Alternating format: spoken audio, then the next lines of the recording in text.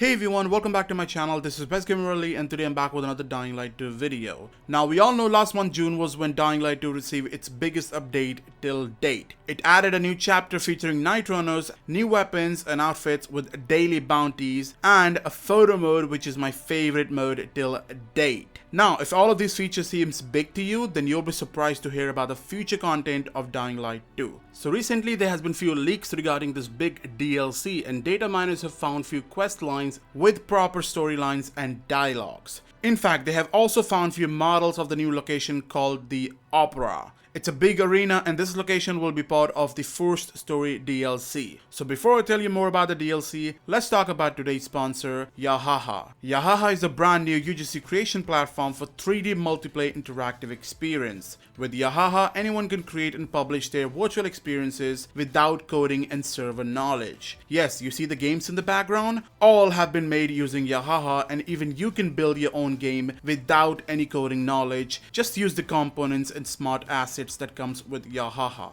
I know it all sounds amazing, but hear me out. Yahaha provides its user with millions of ready-to-use 3D assets. In fact, all of these assets are not stored in the download package, but in the cloud drive. So whenever a user needs an asset, it will be available to them in real time, so you don't really have to wait. Also, when your project is ready, you can easily publish the creation to Yahaha's cross-platform app, which includes mobile and PC. This, my friends, is where players can discover your creation and even join to play the game. So, what are you waiting for? Download Yahaha today through the link in the description and share your awesome creation with the community. Now, coming back to the video. As I told you guys before, this arena is called Opera and looks like it will be part of the first story DLC which is coming in September. So, here's the first look at the arena. By the way, huge thanks to Buff for creating this arena model from the assets he found in the game files. So this is an inside look of the Opera arena. And by the way, the tiny person you see there is Aiden Caldwell, who seems to be standing next to a table and chair. In fact, you also see a camera there. This is actually good for the reference as you can see how big the arena is when compared to Aiden Caldwell. Now don't confuse this with Bozak Horde 2.0 because this is actually part of the story where you fight the SkullFace. Now SkullFace is most likely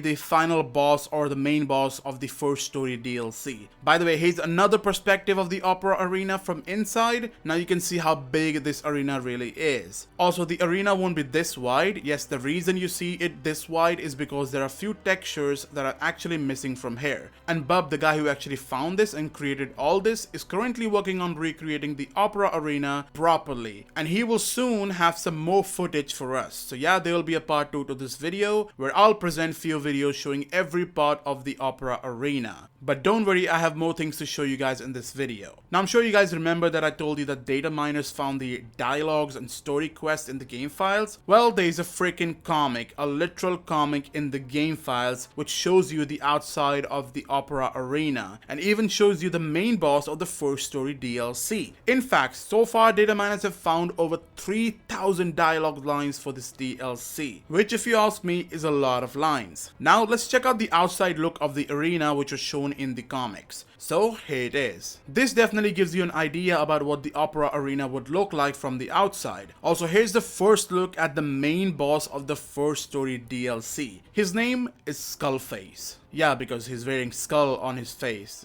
Anyways, that's him. And let me tell you, there will be a huge fight between Aiden and SkullFace in this Opera arena. Now, I'm sure you guys remember I made a video showing the first look at the shields from Dying Light 2. That shield was added in the patch 1.3.0. Currently, this model is in testing and that's why you see it clipping through his hands. But all these recent adding is a good sign that shows all the stuff we'll be getting in the future DLC. Since this Opera DLC has a kind of gladiator fight in it, it's kind of safe to assume that you will be getting some sort of shield that you can use during the fight with SkullFace. Now, I honestly hope that Techland adds the Scorpio weapon in the story DLC because it would kind of make sense here and obviously people will simply love it. By the way, check this out. They even added a steamboat model in the game files. Again, thanks to Buff for finding this in the game. This steamboat looks awesome and honestly I can't wait to drive this thing. I mean, I really hope we can drive this boat. Now, looking at all of these findings, just imagine the kind of DLC Techland is planning for us. By the way, I'm sure you guys remember the Elysium DLC. Unfortunately, Elysium will never be a part of Dying Light 2, and it was confirmed by Timons McTalla, the lead game designer at Techland, that we won't be seeing Elysium ever, but there are things from Elysium DLC that might make a return, and you all will be surprised to know that Opera Arena was originally a part of the Elysium DLC. So looks like Timon was right about bringing few things from Elysium to the main game. Also, you see this map that shows the Elysium part? This right here is the Opera Arena. I honestly was really sad when Techland scrapped all their work on Elysium, because the first time I saw the reveal of Dying Light 2, I simply fell in love with the whole concept of this game and how the game looked. So when we got the retail version of the game, we all soon realized that the E3 2018 version of the game showcased the Elysium DLC, and I have not yet found a single person who did not like the E3 2018 version of the game. Everybody loved that. Elysium, in my opinion, was just perfect, and it suited the whole modern dark age theme of Dying Light 2. Now there are many people who don't know that you can actually see Elysium in the very far distance in your game. People on PC were able to explore this place with free cam, and if you got a broomstick, then you can still visit this location. Now this place has many landmarks that looks familiar to what was shown back in E3 2018. This black market can easily be identified. In fact, we can also see the Peacekeeper Castle here. Now Elysium was a big place. In fact, it was bigger than Central Loop and Old Villador. This location was not just famous due to its looks. In fact, there were many things that never made it to the final version of the game, which will surely piss anyone off, because that's the game that we were promised in 2018 and even in 2019. So there were actual animals in the game that you could hunt down for their skins and meat, and you could even later sell them at the black market. There were even horses that you could ride and dogs that you can actually randomly find in the game and even pet them. Yes, even the voice actor of Aiden Caldwell, who is John Scott, made a video 1 month before the release of the game saying we could actually pet the dog in the game. But the only dog we found in the game was during a quest, and God, we never got to pet him. In fact, we had an option to put the dog to rest or let him suffer, unless you consider this petting in the game. Oh, by the way, did I tell you the game even had domestic animals? Honestly, the cut content of the game would have made this game way better than what it actually is. There are literally big missions that have been removed from the game. Landmarks as big as the VNC Tower. Just check out this blimp. I made a separate video about this where I talked about the cut content, so you can go and watch that. The link will be in the description. Also, did you know that Techland originally added a feature in the game which allowed the players to barricade its surrounding or a safe house to actually prevent the zombies from entering in? This unfortunately was also removed. Then back in E3 2019, during an interview, we were told that Aiden would turn stronger during the night when his infection level progresses. Yes, he would become stronger until he's fully infected, and that's when the game is over. You basically die. But imagine having an ability to turn into a zombie every time you go in the dark. You could actually use these powers, but Techland removed it all. These cut content does make me sad, but I'm glad they're trying their best to improve the game in future, and I really hope this DLC does justice to the game and our expectations. The Opera DLC looks promising, and soon I'll be sharing more info with you guys about the DLC with proper footage showing this arena. So stay tuned for that, and guys, let me know in the comments what are your expectations for the First Story DLC.